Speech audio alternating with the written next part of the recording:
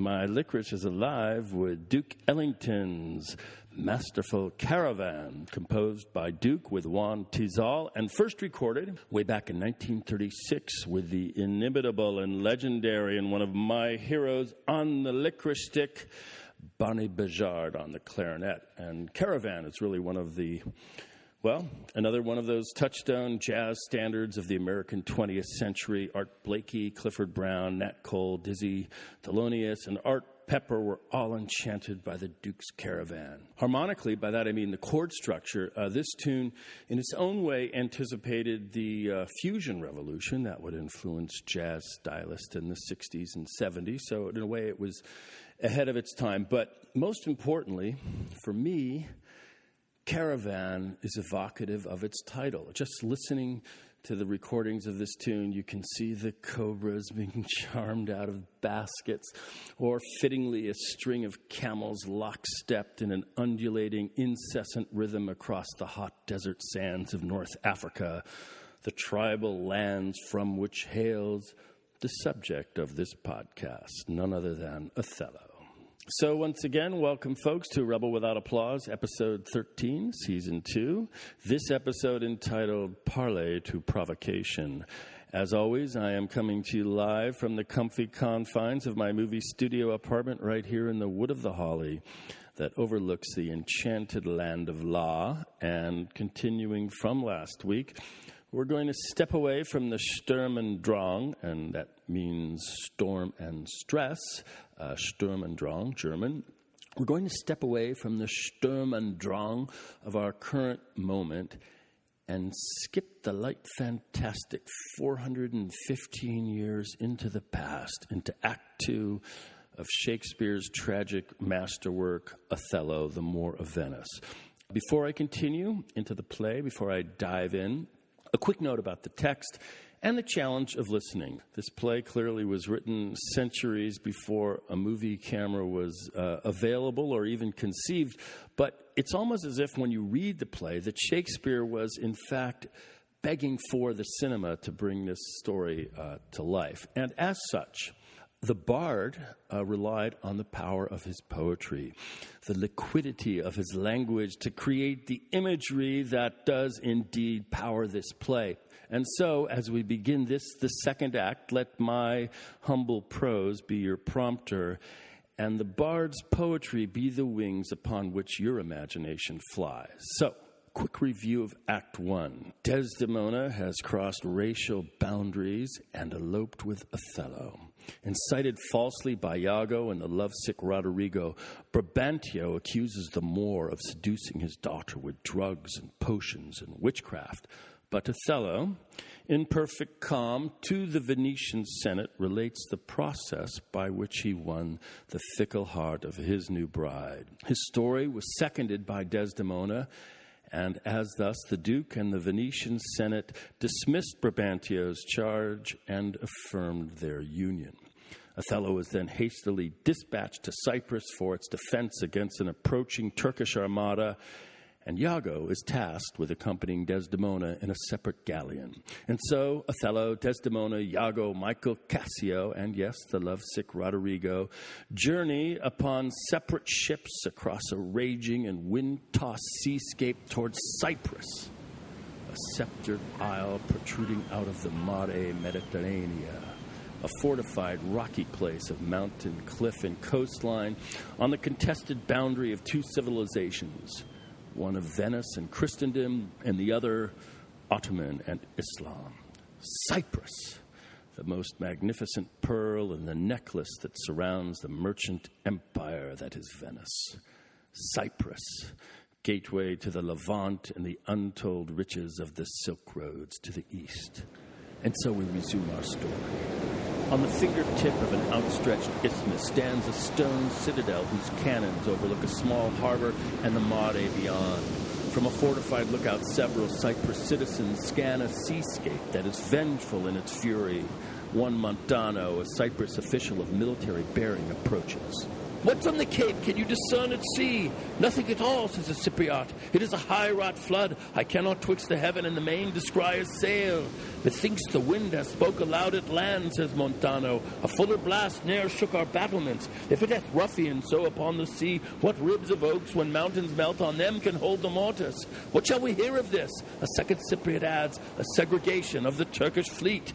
For do but stand upon the foaming shore, the chidden billow seems to pelt the clouds, the wind-shake surge with high and monstrous mane seems to cast water on the burning bear and quench the gods of the ever-fixed pole. I never did like molestation view on the enchafed flood. If that the Turkish fleet, says Montano, be not ensheltered and embayed, they are drowned. It is impossible to bear it out. Enters a third Cypriot. News, lads! Our wars are done! The desperate tempest hath so banged the Turks that their designment halts. A noble ship of Venice hath seen a grievous rack and sufferance on most part of their fleet. How, asked Montano, is this true? The ship is here put in. A Veronese. Michael Cassio, lieutenant of the warlike Moor Othello, is come on shore. The Moor himself at sea and is in full commission here for Cyprus. I am glad on it, says Montano. 'Tis a worthy governor. But this same Cassio, though he speak of comfort touching the Turkish loss, yet he looks sadly and prays the Moor be safe, for they were parted with foul and violent tempest. Pray heaven he be, says Montano, for I have served him, and the man commands like a full soldier. Let's to the seaside, ho! As well to see the vessel that's come in as to throw out our eyes for brave Othello, even till we make the main and the aerial blue an indistinct regard. Come, let's do so, says the Cypriot, for every moment is expectancy of more arrivants. Up the stone steps, scaling from the sea, climbs Cassio. Thanks you, the valiant of this warlike isle that so approve the Moor. Oh, let the heavens give him defense against the elements, for I have lost him on a dangerous sea. Is he well shipped, asked Montano. His bark is stoutly timbered, and his pilot a very expert and approved allowance. Therefore my hopes not surfeited to death stand in bold cure. A sail! A sail! A sail! Up climbs a messenger. What noise? Asked Cassio. The town is empty on the brow of the sea. Stand ranks of people, and they cry, a sail! Ah, says Cassio, my hopes do shape him for the governor. If they do discharge their shot of courtesy, says the second Cypriot, our friends at least. I pray you, sir, go forth and give us truth who 'tis that is arrived. I shall, he exits. But, good lieutenant, is your general wived? Asked Montano. Most fortunately, he hath achieved a maid, the paragon's description in wild fame, one that excels the quirks of blazoning pens, and in the essential vesture of creation does tire the engineer. Enters the second Cypriot. How now? Who is put in? 'Tis one Iago, says the Cypriot, ancient to the general. He has had most favorable and happy speed. Tempests themselves, high seas and howling winds, the guttered rocks and congregated sands, traitors and steep to clog the guiltless keel, as having sense of beauty do omit their mortal natures, letting go safely by the divine Desdemona. What is she? Asked Montano. She that I spoke of, our great captain's captain, left in the conduct of the bold Iago, whose footing here anticipates our thoughts' senate speed. Great Jove, Othello, guard and swell his sail with thine own powerful breath, that he may bless this bay with his tall ship, make love's quick pants in Desdemona's arms, give renewed fire to our extincted spirits, and bring all Cyprus comfort.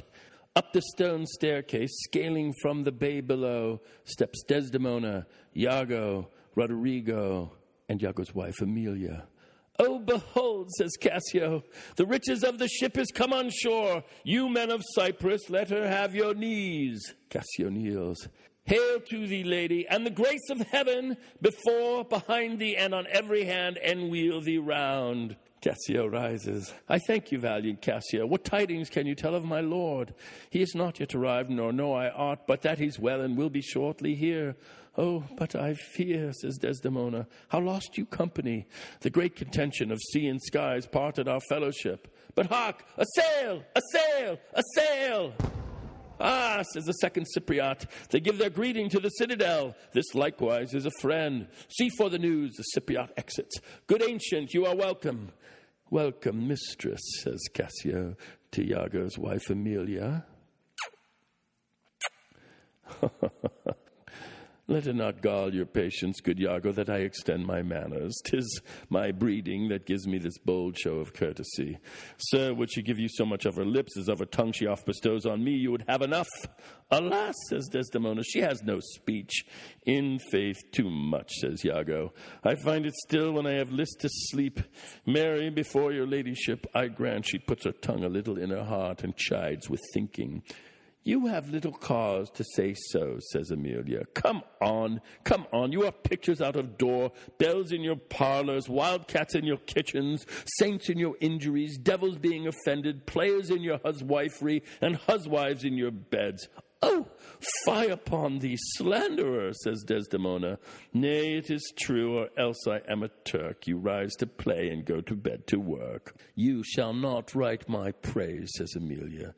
No, let me not, answers Iago. What wouldst write of me if thou should praise me, says Desdemona. Oh, gentle lady, do not put me to it, for I am nothing if not critical. Come on, say, there's one gone to the harbour? Aye, madam. I am not merry, says Desdemona, but I do beguile the thing I am by seeming otherwise. Come, Iago, how wouldst thou praise me? I am about it, but indeed my invention comes from my pate as birdlime does from frieze. It plucks out brains and all, but my muse labours, and thus she is delivered.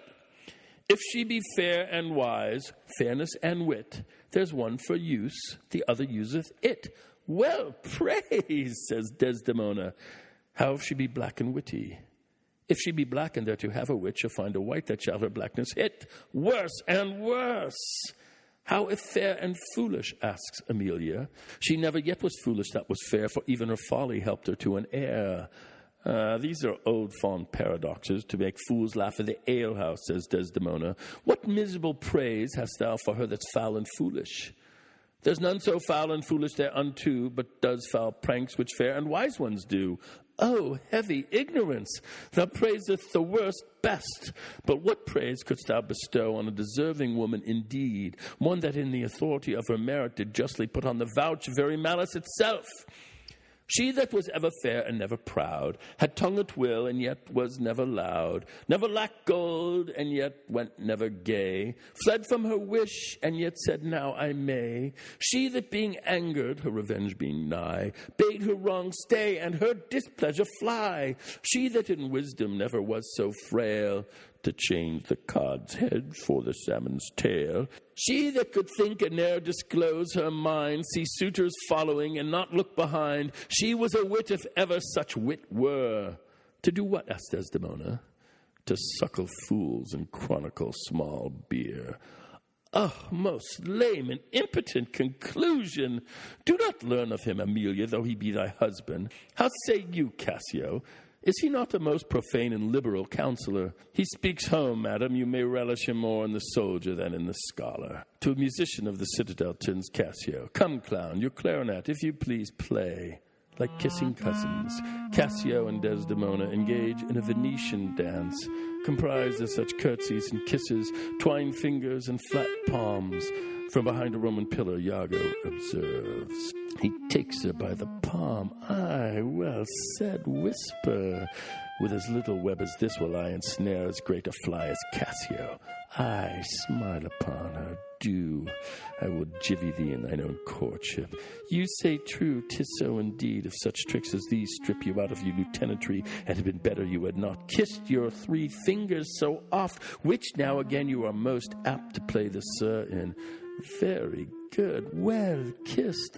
Ah, an excellent courtesy. 'Tis so indeed. Yet again your fingers to your lips.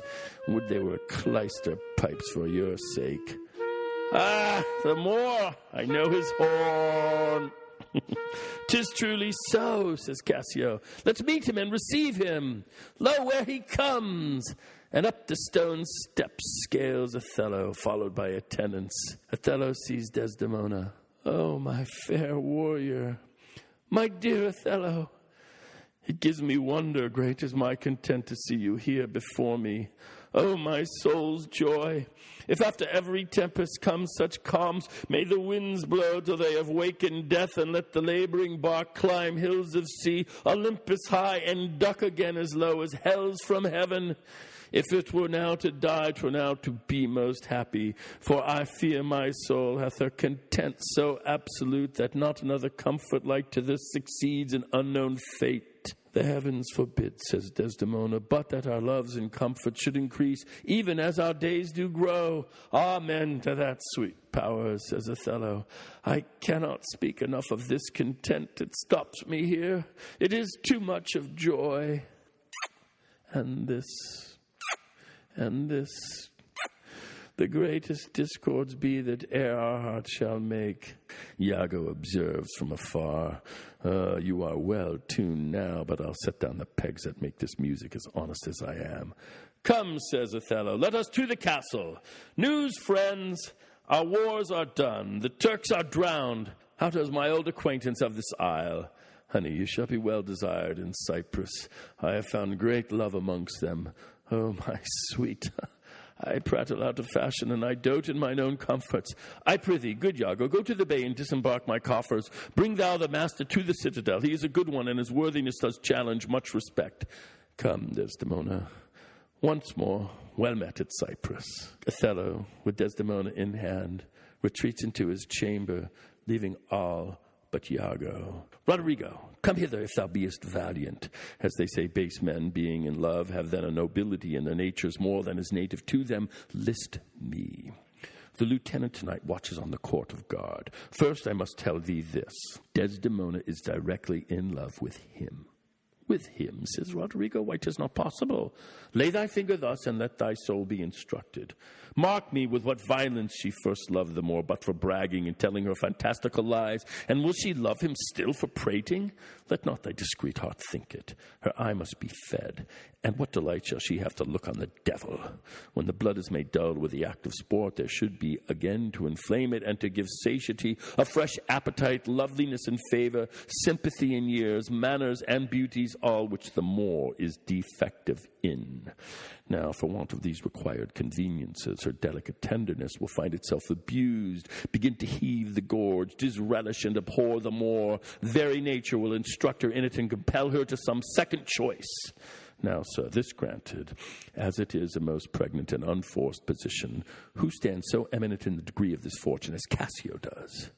A knave very voluble, no further conscionable than in putting on the mere form of civil and humane seeming for the better compassing of assault and most hidden loose affection. Why none? Why none?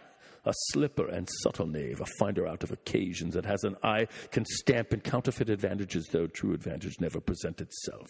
A devilish knave! Besides, the knave is handsome, young, and hath all those requisites in him that folly and green minds look after. A pestilent, complete knave, and the woman hath found him already. I cannot believe that in her, says Roderigo. She's full of most blessed condition. Blessed fig's end! The wine she drinks is made of grapes. If she had been blessed, she never would have loved them more. Blessed pudding! Didst thou not see her paddle with the palm of his hand? Didst not mock that? Yes, that I did, but that was but courtesy. Lechery by this hand, an index and obscure prologue to the history of lust and foul thoughts. They met so near with their lips that their breasts embraced together. Villainous thoughts, Roderigo. With these mutualities so marshal the way hard at hand, comes the master and main exercise, the incorporate conclusion. Pish, but sir, be you ruled by me. I have brought you from Venice. Watch you tonight. For the command I'll lay it upon you. Cassio knows you not. I'll not be far from you. Do you find some occasion to anger Cassio, either by speaking too loud, or tainting his discipline, or from what other course you please, which the time shall more favorably minister? Well, sir, he's rash and very sudden in choler, says Iago, and haply may strike at you. Provoke him that he may, for even out of that will I cause these of Cyprus to mutiny, whose qualification shall come into no true taste again but by the displanting of Cassio. So shall you have a shorter journey to your desires by the means I shall then have to prefer them, and the impediment most profitably removed, without the which there were no expectation of our prosperity. I will do this if you can bring it to any opportunity, says Roderigo. I warrant thee. Meet me by and by at the citadel. I must fetch his necessaries ashore. Farewell. Adieu. Roderigo departs. Iago is alone. That Cassio loves her, I do well believe it. That she loves him, 'tis apted of great credit. The more, howbeit that I endure him not, is of a constant, loving, noble nature, and I dare think he'll prove to Desdemona a most dear husband. Now, I do love her too. Not out of absolute lust, though peradventure I stand accounted for his greatest sin, but partly led to diet my revenge. For that I do suspect the lusty Moor hath leapt into my seat, the thought whereof doth like a poisonous mineral gnaw my inwards, and nothing can or shall content my soul till I am even with him, wife for wife, or, failing so, yet that I put the Moor at least into a jealousy so strong that judgment cannot cure. Which thing to do if this poor trash of Venice, whom I trace for his quick hunting, stand the putting on?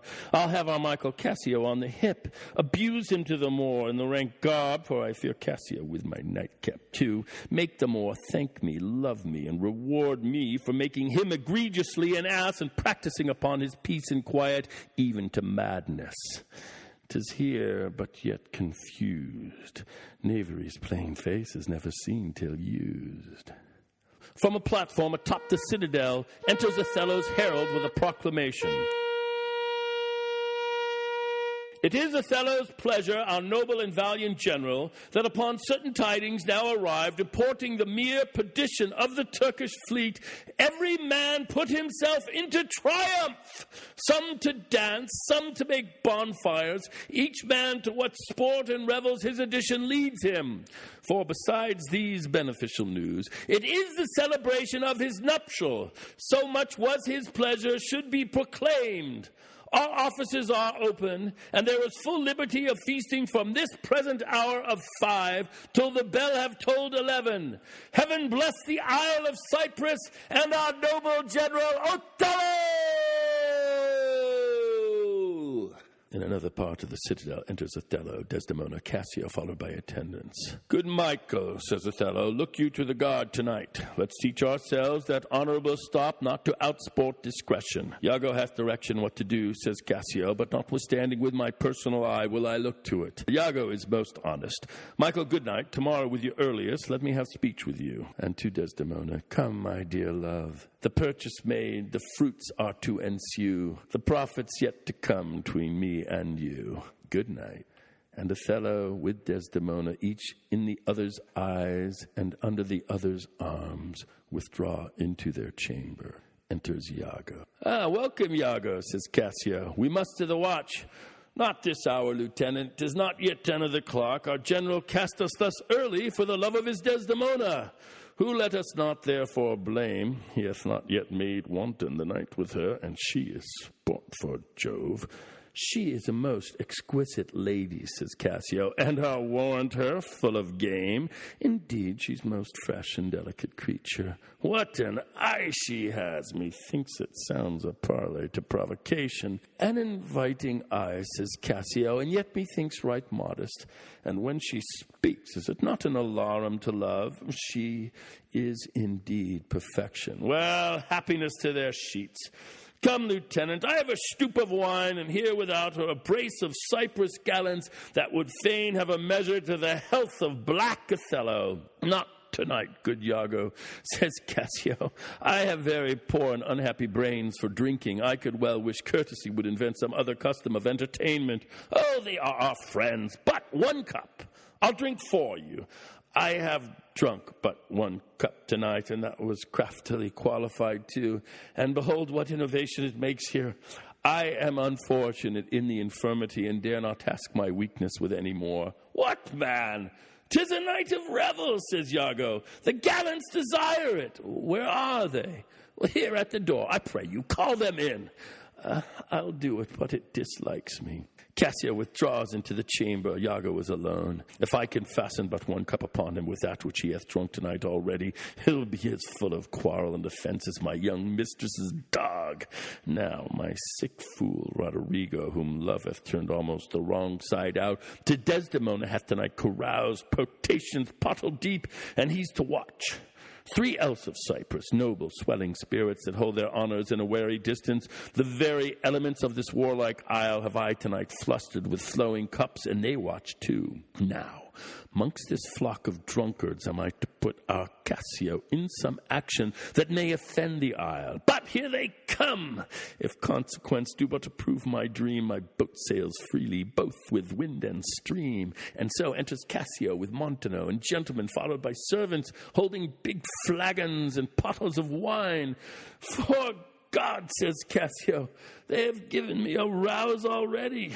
Good faith, says Montano, a little one, not past a pint as I am a soldier. Some wine, ho, says Iago, and let me the cannikin clink, clink, and let me the cannikin clink. A soldier's a man, O man's life but a span. Why then let a soldier drink some wine, boys?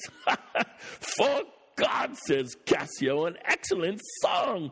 I learned it in England, says Iago, where indeed they are most potent in potting. Your Dane, your German, and your swag-bellied Hollander, drink ho! They are nothing to your English. Is your Englishman, says Cassio, so exquisite in his drinking? Why, he drinks you with facility, your Dane dead drunk.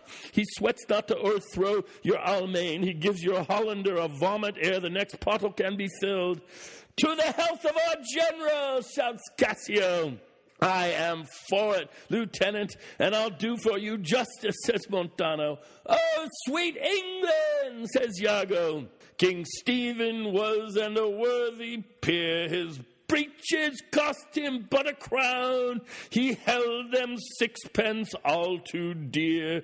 With that he called the tailor loud. He was a hit of high renown, and thou art but of low degree. 'Tis pride that pulls the country down. Then take thy old cloak about thee. Some wine, ho, shouts Iago. For God, says Cassio, this is a more exquisite song than the other. Will you hear it again? No, for I hold him to be unworthy of his place that does those things. Well, God's above all, and there be souls must be saved, and there be souls must not be saved. It's true, says Iago to the good lieutenant. For mine own part, no offense to the general nor any man of quality, I hope to be saved. And so do I too, Lieutenant, says Iago. Aye, but by your leave, not before me, says Cassio. The lieutenant is to be saved before the ancient. Let's have no more of this. Let's do our affairs. God forgive us our sins. Gentlemen, let's look to our business. Do not think, gentlemen, I am drunk. This is my ancient, this is my right hand, and this is my left. I am not drunk, no, I can stand well enough, and I speak well enough. Excellent well, Cassio, says the gentleman. Why, very well then. You must not think then that I am drunk. Cassio stumbles out down an alley. To the platform, master, says Montano. Come, let's the watch. The gentlemen exit. Iago approaches Montano. You see this fellow that has gone before? He's a soldier fit to stand by Caesar and give direction, and do but see his vice. 'Tis to his virtue a just equinox, the one as long as the other. 'Tis pity of him. I fear the trust Othello puts him in on some odd time of his infirmity shall shake this island. But is he often thus? 'Tis evermore the prologue to his sleep. He'll watch the orlog a double set if drink rock not his cradle. It were well the general were put in mind of it, says Montano. Perhaps he sees it not, or his good nature prizes the virtue that appears in Cassio and looks not on his evils. Is not this true? Enters Roderigo. How now, Roderigo, says Iago. I pray you, after the lieutenant, go. Roderigo dashes away. And, says Montano, it is a great pity that the noble Moor should hazard such a place as his own second with one of an engraft infirmity. It were an honest action to say so to the Moor. Not I for this fair island, says Iago. I do love Cassio well, and would do much to cure him of this evil. Help! Help! Help! Ah! Ah! Ah! But hark, what noise? And 'tis Cassio pursuing Roderigo. Sounds, you rogue, you rascal! What's the matter, Lieutenant? Cries Montano. A knave teach me my duty? I'll beat the knave into a twig and bottle. Beat me, says Roderigo. Dost thou prate, rogue? Cassio smashes Roderigo in the face with his fist. Nay, good lieutenant, I pray you, sir, hold your hand. Let me go, sir, says Cassio, or I'll knock you o'er the mazzard. Come, come, says Montano, you're drunk? Drunk? Cassio pulls his rapier. Iago to Roderigo. Away, I say. Go out and cry a mutiny. Roderigo dashes out. Nay, good lieutenant, God's will, gentlemen, help, ho! Lieutenant, sir, Montano, sir, help, master. It's a goodly watch indeed. Who's that rings the bell? Diablo, ho! The town will rise. God's will, lieutenant. Hold! You will be shamed forever. Enters Othello and attendants out of his chamber. What is the matter here? Zounds, I bleed, says Montano. I am hurt to the death. He dies! Montano charges Cassio. Hold for your lives, says Othello. Hold! Hold, lieutenant, sir, Montano, gentlemen, have you forgot all sense of place and duty, says Iago. Hold, the general speaks to you. Hold for shame. Why, how now, ho, says Othello. From whence ariseth this? Are we turned Turks, and to ourselves do that which heaven hath forbid the Ottomites? For Christian shame put by this barbarous brawl. He that stirs next to carve for his own rage holds his soul light. He dies upon his motion. Silence that dreadful bell, it frights the isle from her propriety. What is the matter, masters? Honest Iago, that looks dead with grieving, speak. Who began this? On thy love I charge thee. I do not know, says Iago. Friends all but now, even now, in quarter and in terms like bride and groom, divesting them for bed. And then, but now, as if some planet had unwitted men, swords out and tilting one at other's breast, in opposition bloody. I cannot speak any beginning to this peevish odds, and would in action glorious I had lost those legs that brought me to a part of it. How comes it, Michael, you are thus forgot? I pray you, pardon me, says Cassio. I cannot speak. Worthy Montano, says Othello, you will wont be civil. The gravity and stillness of your youth the world hath noted, and your name is great in mouths of wisest censure. What's the matter that you unlace your reputation thus and spend your rich opinion for the name of a night brawler? Give me answer to it. Worthy Othello, says Montano, I am hurt to danger. Your officer Iago can inform you while I spare speech, with something now offends me of all that I do know, nor know I aught by me that said or done amiss this night. Unless self-charity be sometimes a vice, and to defend ourselves it be a sin when violence assails us. Now, by heaven, my blood begins my safer guides to rule, and passion, having my best judgment, colleague essays to lead the way. Zounds, if I stir or do but lift its arm, the best of you shall sink in my rebuke. Give me to know how this foul rout began, who set it on, and he that is approved in this offense, though he had twined with me both at a birth, shall lose me. What, in a town of war, yet wild the people's hearts brimful of fear, to manage private and domestic quarrel in night and on the court in guard of safety? 'Tis monstrous, Iago. Who began it? If partially a fine, says Montano, pointing at Iago, or leagued in office, thou dost deliver more or less than truth, thou art no soldier. Touch me not so near, says Iago. I had rather have this tongue cut from my mouth than it should do offense to Michael Cassio. Yet I persuade myself to speak the truth shall nothing wrong him. Thus it is, General.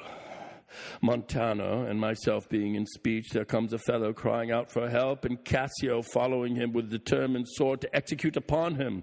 Sir, this Montano steps into Cassio and entreats his pause. Myself the crying fellow did pursue, lest by his clamor, as it so fell out, the town might fall in fright. He swift of foot had ruined my purpose, and I returned the rather for that I heard the clink and fall of swords, and Cassio high an oath which till tonight I ne'er might say before.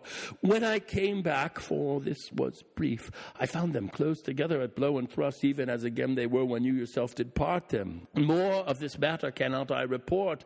But men are men, the best sometimes forget. Though Cassio did some little wrong to him, as men in rage strike those that wish them best, yet surely Cassio, I believe, received from him that fled some strange indignity which patience could not pass. I know, Iago, says Othello, thy honesty and love doth mince this matter, making it light to Cassio.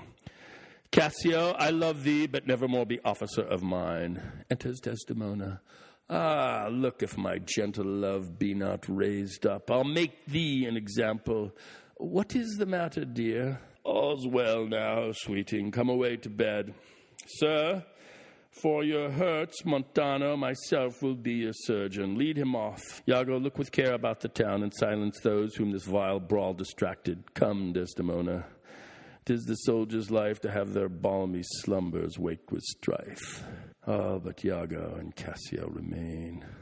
Cassio is sitting, his head in his hands. What, are you hurt, Lieutenant? I past all surgery.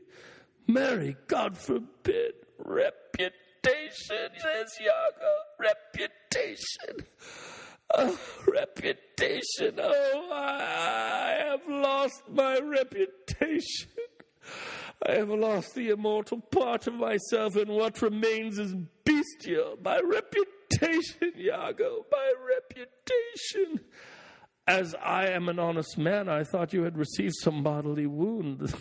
There's more sense in that than in reputation. Reputation is an idle and most false imposition, oft got without merit and lost without deserving. You have lost no reputation at all, unless you repute yourself such a loser. What man? There are ways to recover the general again. You are but now cast in his mood, a punishment-born policy than in malice. Even so, as one would beat his offenseless dog to affright an imperious lion, sue to him again, and he's yours. I will rather sue to be despised than to deceive so good a commander with so slight, so drunken, and so indiscreet an officer. Drunk, and speak parrot, and squabble, swagger, swear, and discourse fustian with one's own shadow. O thou invisible spirit of wine, if thou hast no name to be known by, let us call thee devil! What was he that you followed with your sword? What had he done to you? I know not. Is it possible? I remember a mass of things, but nothing distinctly, a quarrel, but nothing wherefore. Oh, God, that men should put an enemy in their mouths to steal away their brains, that we should with joy, pleasance, revel, and applause transform ourselves into beasts. Why, but you are now well enough. How came you thus recovered? It doth please the devil drunkenness to give place to the devil wrath. One unperfectness shows me another to make me frankly despise myself. Come, says Iago, you are too severe a moraler. As the time, the place, and the condition of this country stands, I could heartily wish this had not so befallen. But since it is as it is, mend it for your own good. I will ask him for my place again. He shall tell me I am a drunkard. Had I as many mouths as Hydra, such an answer would stop them all. To be now a sensible man, by and by a fool, and presently a beast. Oh, strange! Every inordinate cup is unblessed, and the ingredient is a devil. Come, come, says Iago. Good wine is a good familiar creature, if it be well used. Exclaim no more against it. And, good lieutenant, I think you think I love you. I have well approved it, sir. I drunk. You or any man living may be drunk at a time, man. I'll tell you what you shall do. Our general's wife is now the general. I may say so in this respect, for that he hath devoted and given up himself to the contemplation, mark, and denotement of her parts and graces. Confess yourself freely to her. Importune her help to put you in your place again. She is of so free, so kind, so apt, so blessed a disposition, she holds a device in her goodness not to do more than she is requested. This broken joint between you and her husband, entreat her to splinter, and my fortunes against any lay worth naming, this crack of your love shall grow stronger than it was before. You advise me well. I protest in the sincerity of love and honest kindness. I think it freely, and betimes in the morning I will beseech the virtuous Desdemona to undertake for me. I am desperate of my fortunes if they check me here. You are in the right. Good night, Lieutenant. I must to the watch. Good night, honest Iago. Cassio slinks away, and Iago is alone. And what's he then that says I play the villain? When this advice is free, I give an honest, probable to thinking, and indeed the course to win the more again. For 'tis most easy the inclining Desdemona to subdue in any honest suit. She's framed as fruitful as the free elements, and then for her to win the more were to renounce his baptism, all seals and symbols of redeemed sins. His soul is so enfettered to her love that she may make, unmake, do what she list, even as her appetite shall play the god with his weak function. How am I then a villain to counsel Cassio to this parallel course directly to his good? Divinity of hell! When devils will the blackest sins put on, they do suggest at first with heavenly shows, as I do now. For whiles this honest fool plies Desdemona to repair his fortune, and she for him pleads strongly to the more, I'll pour this pestilence into his ear, that she repeals him for her body's lust. And by how much she strives to do him good, she shall undo her credit with the more. So will I turn her virtue into pitch, and out of her own goodness make the net that shall enmesh them all. Ah, Roderigo enters. How now, Roderigo? I do follow here in the chase, not like a hound that hunts, but one that fills up the cry. My money is almost spent. I have been tonight exceedingly well cudgeled, and I think the issue will be I shall have so much experience for my pains, and so with no money at all, and a little more wit, return again to Venice. How poor are they that have not patience, says Iago. What wounded ever heal but by degrees? Thou knowest we work by wit and not by witchcraft, and wit depends on dilatory time. Dost not go well? Cassio has beaten thee, and thou by that small hurt hast cashiered Cassio.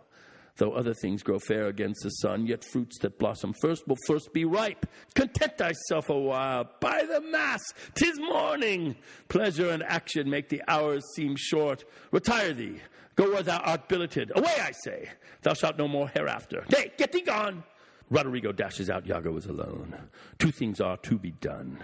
My wife must move for Cassio to her mistress. I'll set her on.